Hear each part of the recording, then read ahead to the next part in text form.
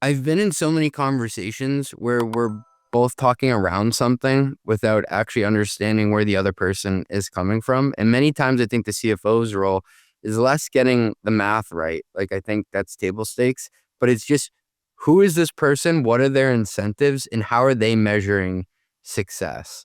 And I think something that got me ahead as a younger CFO is really studying what helped my investor get ahead. I've worked with some young investors. I've worked with some more tenured investors. And it's like, well, what gets them to the next level and what are they measured on within their fund? And then how are they tracing that back to the performance of my company? So a lot of the CFO's job is whoever you're across the table from, understanding what success means to them. So I guess clarify for me a little bit here I think you maybe embellished this story a little bit, but it sounds like there was a real example of having different EBITDA numbers. Is that not like an alarming, like, why isn't that like a 5-alarm fire to hear, oh, we have different numbers here? It could be a 5-alarm fire if they're calculated the wrong way.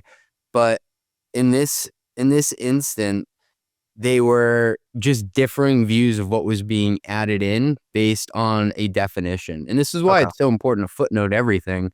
And I always joke, like, my middle name is Footnotes. And some of that's like, cover your ass. Just make sure that you understand how you got to the numbers. So if somebody asks you in the room, you're like, I can actually look at the footnote on my own slide here.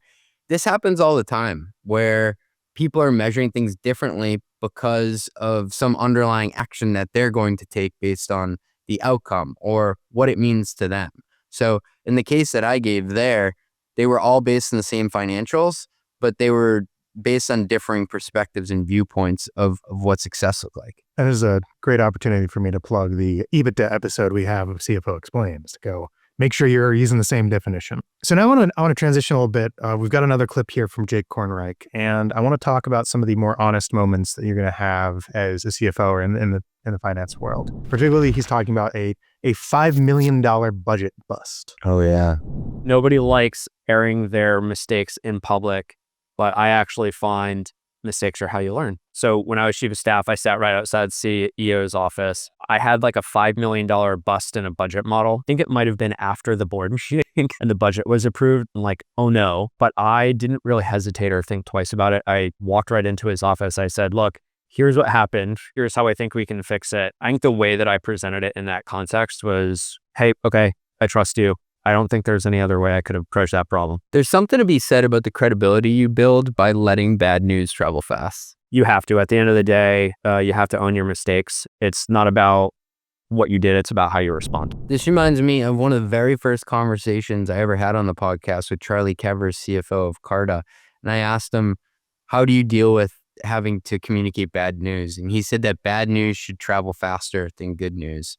And I've often had that pit in my stomach when I know I have to make a hard phone call.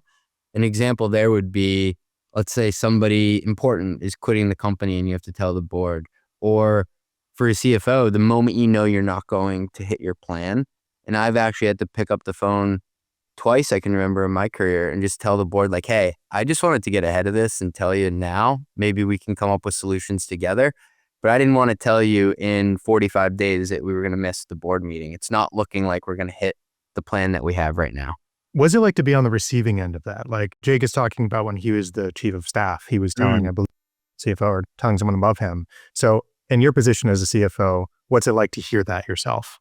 It made me respect the person so much more. I remember my director of FP&A come to me. He's like, dude, I totally fat fingered this in the model. And I think it was a net dollar retention calculation and I like overstated it by 10 percentage points because the plus was a minus or whatever. And I'm like, thank you for bringing that to me. And it's my job to shield you from whatever falls out of this. But by telling me, I can help you come up with a way to package this and convey this that will land a lot softer with people. So I always applaud the people. And I think the great CFOs will say to the person, because you got to understand, like if it's somebody under you and there's a power dynamic, that's hard for them to do. You have to compliment them and thank them for doing that. Now, if they're getting stuff wrong all the time, it's like, okay, maybe it's not working. They're not a great person to have on your team.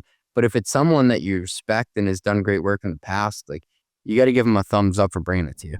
Here's a growth tax that nobody talks about. Every new pricing model you ship creates a nightmare for your finance team.